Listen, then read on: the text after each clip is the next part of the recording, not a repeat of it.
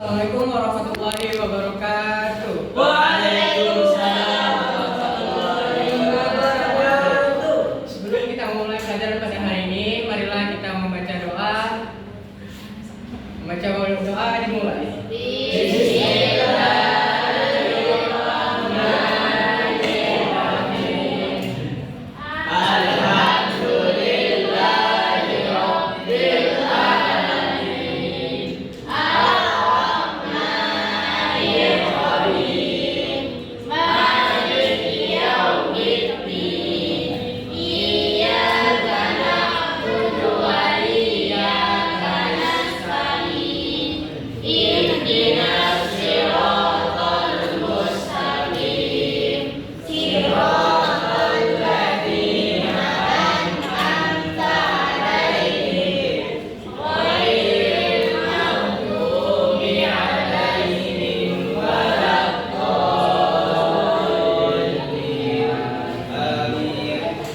Selamat pagi anak-anak.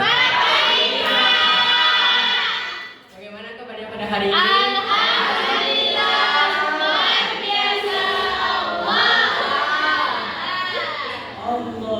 Baik, sebelum kita memulai pelajaran pada hari ini, Bapak akan mengabsen siapa-siapa saja yang hadir pada hari ini dan siapa saja yang tidak hadir. Baik, untuk Imam Al-Majidu apakah hadir? Muhammad Farid Fadli, Farika Sarasabila Nur Fauzia, Kesa Tiga, Degi Rustirama,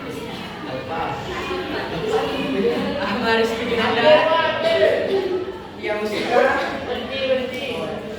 Ahmad Lunir, hadir Pak, Nurul Ayuni, izin ya, Nanda Farida Cahyaningsi, Faisal,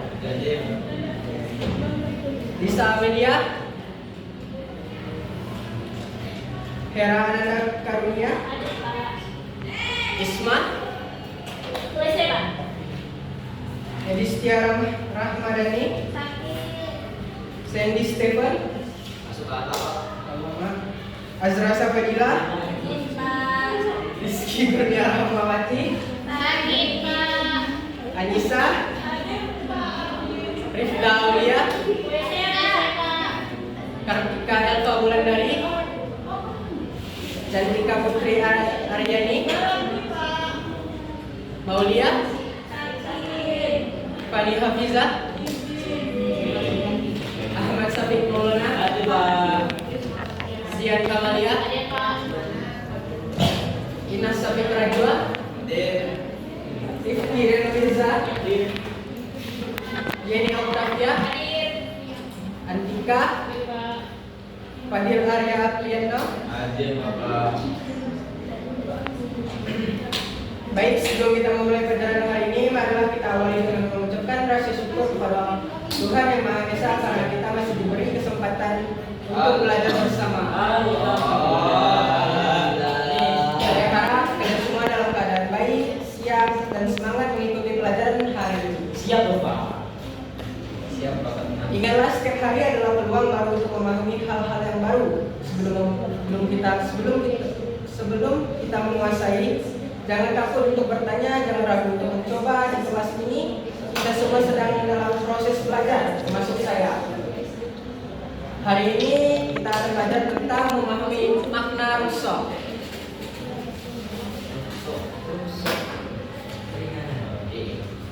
Makna rukshoh. Baik. Rukshoh adalah keringanan atau kelonggaran atau perubahan hukum dari hukum asalnya karena sebab tertentu. Dengan rukshoh, keringanan diperoleh oleh manusia untuk melaksanakan ketentuan Allah Subhanahu wa taala pada keadaan tertentu. Nah, rukshoh juga itu dibagi dalam dua macam. Yang pertama, rukshoh yang mengandung istilah atau ihsan atau kebaikan. Nah, pelaksanaan azimah atau rukshoh dapat dipilih oleh seseorang apabila rukshoh yang dipilih itu lebih baik. Yang kedua, rukshoh yang menggugurkan hukum azimah. Hukum yang awalnya dapat haram dapat menjadi halal karena rukshoh dalam keadaan tertentu. Yang kedua, poin kedua,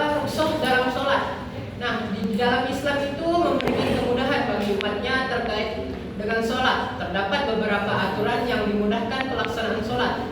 Dalam pelaksanaan sholat dapat dilakukan dengan cara diringkas atau digabung pada suatu waktu.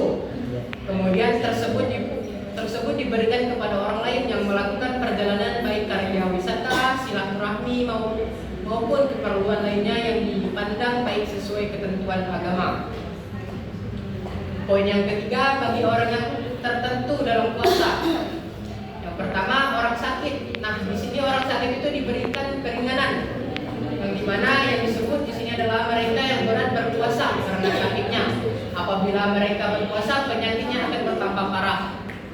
Yang kedua, orang yang sedang dalam bepergian. Orang-orang yang dalam perjalanan jauh seperti bepergian dengan kereta api, pesawat, kapal laut dan lain-lain. Yang ketiga, wanita haid atau nifas. Nah, wanita haid atau nifas wajib meninggalkan puasa dan mengganti puasanya. Baik, untuk poin yang keempat, kemudahan pembayaran zakat. Di sini orang yang zakat bisa fitrah dapat dibayar dengan uang. Yang kedua, pembayaran zakat dilakukan dengan pemilik zakat. Untuk poin yang kelima, kondisi yang dimudahkan dalam haji. Nah, di sini ibadah haji diperuntukkan hanya bagi orang yang mampu. Yang kedua, haji dilaksanakan sekali seumur hidup. Yang ketiga, pembayaran sudah boleh digantikan dengan puasa. Baik, untuk poin yang keenam, hikmah rukhsah. Di sini hikmah rukhsah diberi 4. Yang pertama, mempermudah pelaksanaan syariat Islam. Yang kedua, pembuktian bahwa syariat Islam tidak kaku dan tidak pula ekstrim. Yang ketiga, menguatkan istiqomah dalam ibadah dan cinta ajaran Islam. Yang keempat, mendorong sikap saling disiplin dan saling menghargai.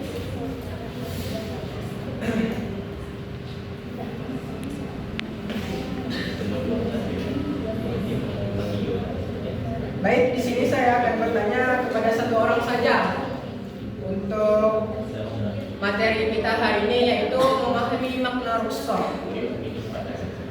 Oke, untuk pertanyaannya, mengapa ibadah haji diwajibkan hanya untuk orang yang sudah mampu? Saya akan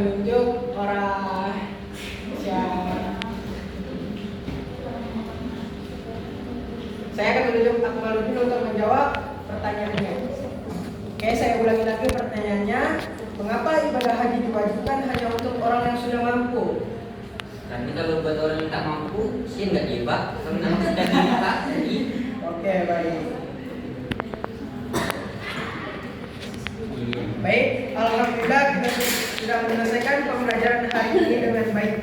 Terima kasih atas perhatian dan partisipasi kalian selama pembelajaran berlangsung. Hari ini kita telah belajar tentang memahami makna rukhsah. Materi yang makna rukhsah. Jangan lupa untuk meninjau kembali materi yang sudah kita bahas. Dan jika ada hal yang belum dipahami, silakan catat dan tanyakan di pertemuan berikutnya. Belajar adalah proses, jadi terus berusaha.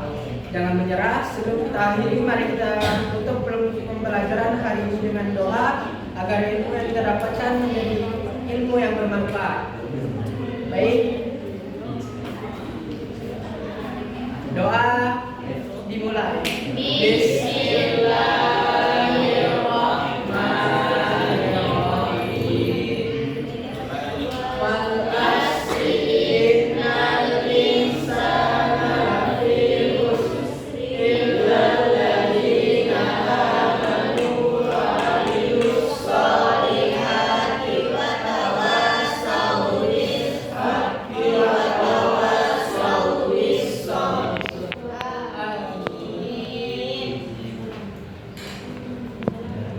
Alhamdulillah. Baik,